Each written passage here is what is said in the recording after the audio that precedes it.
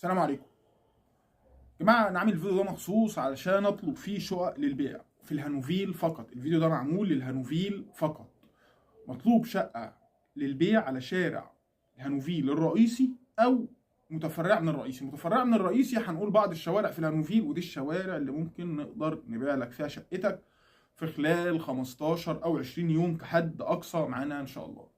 طبعا انا هنذكر الشوارع ديت دلوقتي، يا ريت كل واحد عنده شقه عايز يبيعها في الشارع ده بالتحديد يبعت لنا. طبعا هتكون بعيده زي ما قلنا من 4 ل 5 عماير بحد اقصى. اول شارع شارع محمد موسى او شارع الكومي، شارع عمر المختار، شارع زمزم، شارع مكه، شارع عبد المنعم جابر، شارع رضوان، شارع ابو الشوارب، شارع قصر القويري، شارع الورشه، شارع الريتش هو.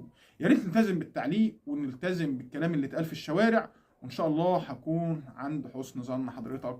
متشكر ليك سمعت معايا الفيديو للاخر، وما تنساش تبعت لنا شقتك. والسلام